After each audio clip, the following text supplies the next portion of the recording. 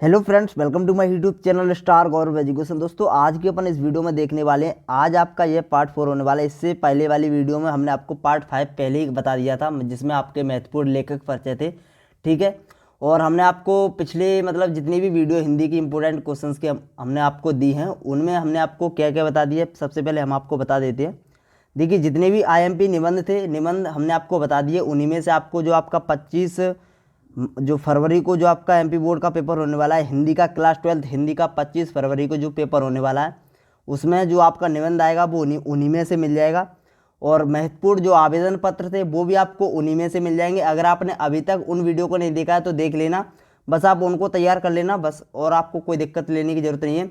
उनमें भी हमने, अगर आपसे ज़्यादा याद नहीं हो रहे हैं तो उनमें भी क्या किया है, हमने स्टार लगवा दिए हैं, जिससे क्या होगा ना, आप उन स्टार वालों को याद कर लो। ठीक है, सबसे पहले जिसे याद करके आप अच्छा स्कोर कर सकते हो। ठीक है, तो जिससे ज़्यादा याद नहीं हो रहा है वो ओनली स्टार वाले याद कर ले, उनमें थोड़ी रिस्क रहेगी। अगर आप बिना स्टार सभी याद कर लेते हो तो कोई दिक्कत वाली बात नहीं है। और फिर भी हमने स्टार लगवा दिए क्योंकि काफ़ी स्टूडेंट्स को याद नहीं होते हैं। इसी प्रकार इसमें हम आज इस वीडियो में बताने वाले महत्वपूर्ण गद्यांश की व्याख्या।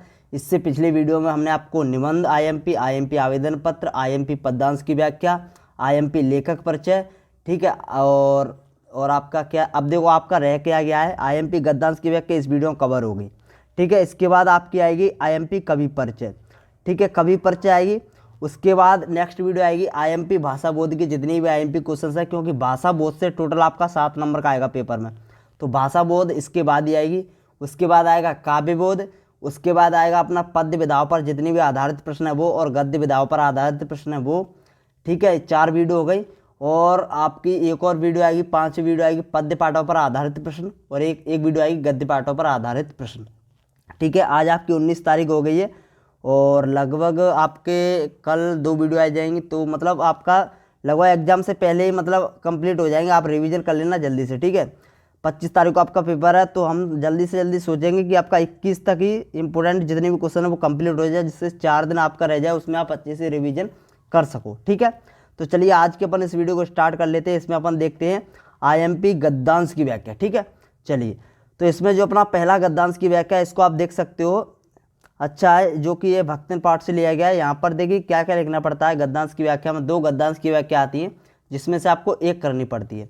ठीक है, 3 नंबर में। अब देखिए इसमें लिखना क्या, आपको संदर्भ लिखना है, प्रसंग लिखना है, व्याख्या लिखनी है। ठीक है, तो 4 नंबर में आती है शायद, और संदर्भ लिखना है, प्रसंग लिखना है, व्याख्या लिखनी है।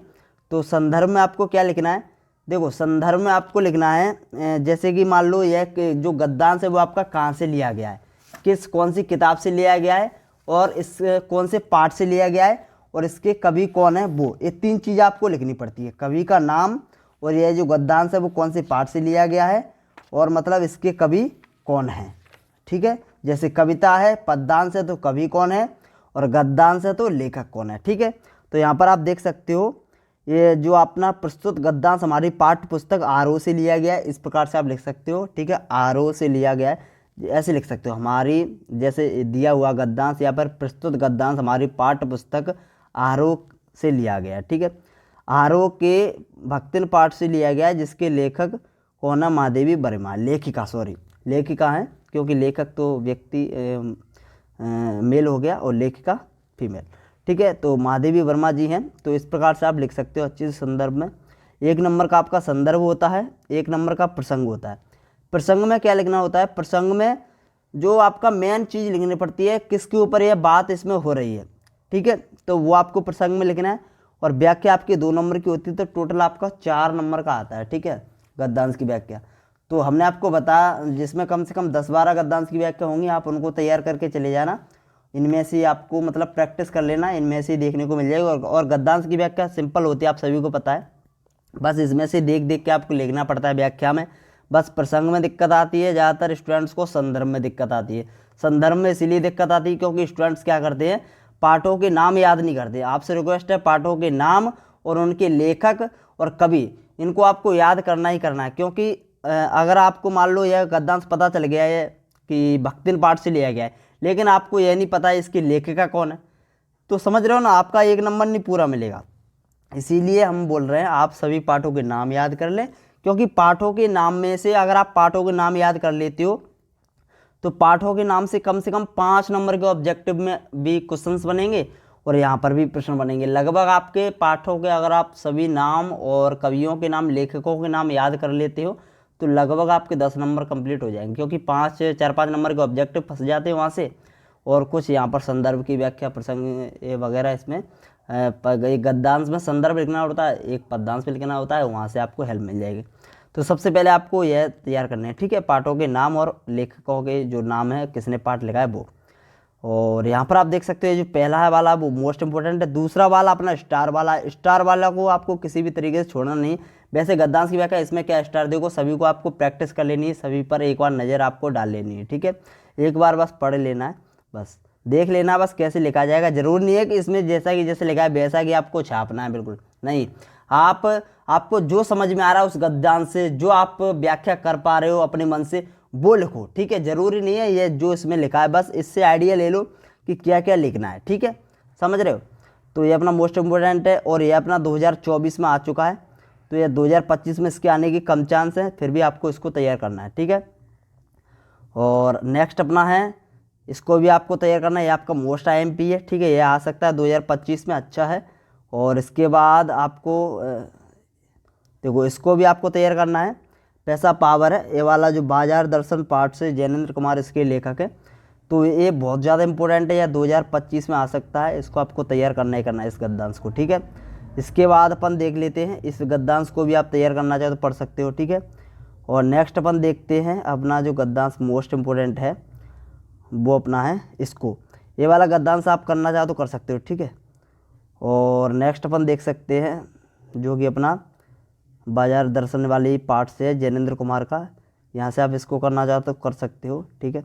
और अगला नेक्स्ट है काले मेघा पानी दे से, जिसके लेखिका है धर्मवीर भारती, ठीक है, लेखक है, सॉरी। तो यहाँ पर आप देख सकते हो ये जो अपना है पहला वाला मोस्ट इम्पोर्टेंट गद्यांश है, इसको आपको तैयार करना है, 2025 में इसके आने के चांस हैं, ठीक है, इसको आपको तैयार करना है। और फिर अपन देख लेते हैं नेक्स्ट जो अपना, इसको देखना चाहो तो देख सकते हो, इसमें से आपको ये वाला तैयार करना ही करना है, पहलवान की ढोलक से, इसके फणीश्वर नाथ रेणु इसके लेखक हैं, और इसको आपको तैयार करना मोस्ट इम्पोर्टेंट है, वेरी वेरी मोस्ट इम्पोर्टेंट है, 2025 एग्जाम के लिए आ सकता है पेपर में। और आप इसको भी तैयार कर लेना, ये भी मोस्ट इम्पोर्टेंट है 2025 एग्जाम के लिए, जो हम टिक लगवा रहे हैं उनको तैयार करना ही करना है, ठीक है। और ये भी आपका बहुत ज़्यादा इंपॉर्टेंट है 2025 एग्जाम के लिए, मतलब ज़्यादा नहीं है, 7-8 है, आप उनको अच्छे से पढ़ के चले जाना एक बार, ठीक है, जिससे आपको क्लियर हो जाएगा। ये भी बहुत ज़्यादा इंपॉर्टेंट है, 2022 में पूछा गया, 2025 में आ सकता है। और यहाँ से आप श्रीश के फूल से हजारी प्रसाद द्विवेदी है, इनके आपको नाम याद रखने हैं, इस प्रकार से श्रीश के फूल पाठ का नाम है, जिसके लेखक है हजारी प्रसाद द्विवेदी, इस प्रकार से आपको याद कर लेना है, ठीक है।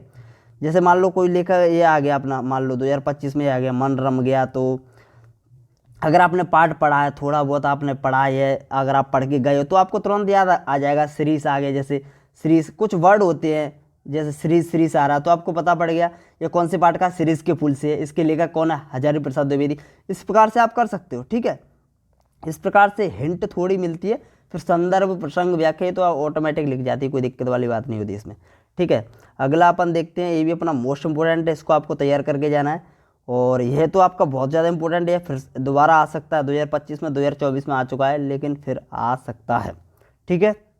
और इसको करना चाहे तो कर सकते हो।